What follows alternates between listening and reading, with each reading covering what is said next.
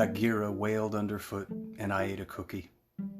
Took the plate with me and sat at Melanie's grandmother's upright piano.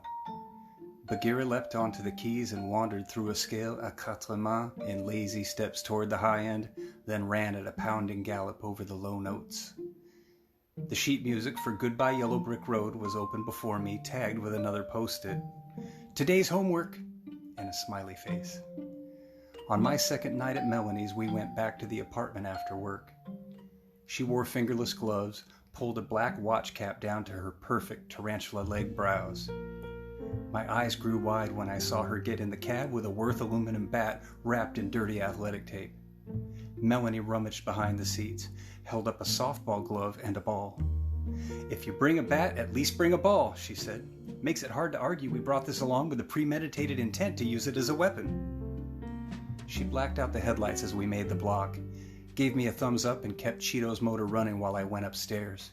If Vincent was home, if things got weird, I would flick the apartment lights off and on. Melanie knew which window to watch, and she held the bat across her lap, stuck her chin out over the dashboard, and looked up to the third floor. When I returned with my microcord cradled in my arms, Melanie went absolutely flaming bananas, honking the horn, flashing the lights, and cheering as I climbed into the cab.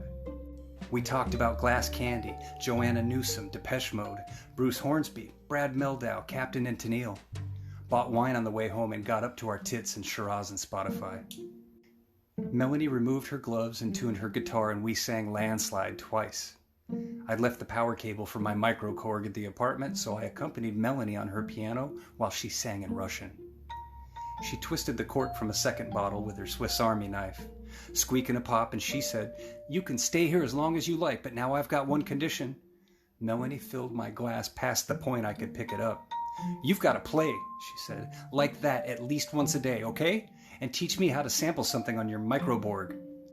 I nodded, leaned over the coffee table, and slurped my wine with pouting lips, neck stretched like a tipsy Bambi drinking from a stream. "I mean it. If I'm not around, you play for the cat, open the window, dedicate something to the neighbors, but bitch, you have to make music if you want to stay here, okay? I need to have some fucking creativity happening around me. Call it homework." I wiped my chin, lifted Bagheera from my laptop, showed Melanie a video of me and Vincent opening for Turner Cody a million years ago when my microkorg was new. She sat beside me on the couch, maxed the volume and ran the clip again, gripped my arms with terrifying strength and played the track over. "This is your song?"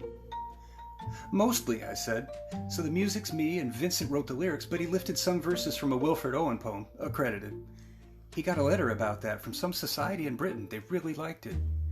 "Yeah, well, good for Wilfred Owen and fuck Vincent, but seriously, oh my god, you are really good, girl. Really fucking good. Send this to me?" I did. So that was Monday, Melanie's night off and the final day of my life crisis vacation from work.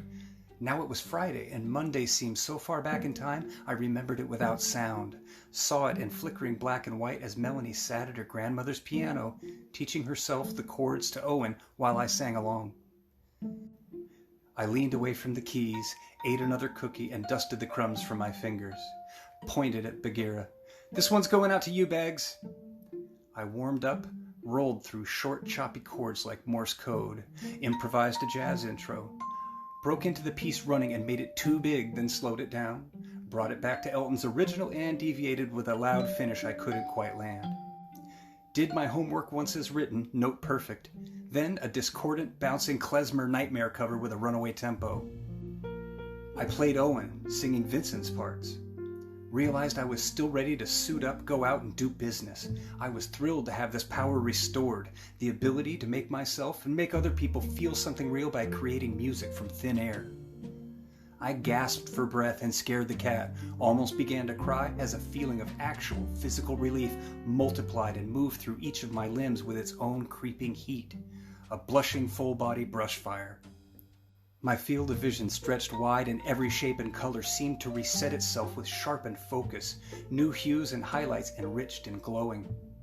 Spread on the stand before me, Elton's musical notation bristled with foreign symbols, black bug-leg clefs, buckshot crotchets, and owl-eyed whole notes. The warps and waves of the piano's wood grain stood proud in impossible dimensions of carved contour and relief.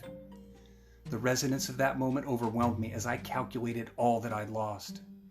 Then my internal abacus carried the one and reminded me that I'd stumbled across a truly priceless second chance. Been allowed to run back into a burning building and dash past my wasted years with Vincent to rescue this single, simple thing I loved deeply, truly couldn't live without. When the dryer buzzed, I cleaned the lint trap and finished packing. Scrubbed Bagheera's fur just above her tail until she twisted back and scratched my knuckle bloody. I kept her corralled in the house with my suitcase and backed onto the porch, slowly closed the door in her face, and started to cry. I got behind the wheel and buckled up, started the engine and sucked the blood from my knuckle. Then I really let go, messy tears and screaming. This is not a collapse, I told myself, but a release. I forced deep breaths through my system until I felt dizzy, blew my nose, rubbed it raw with papery fast food napkins, and when I could see well enough to drive, I got Cheeto on the road.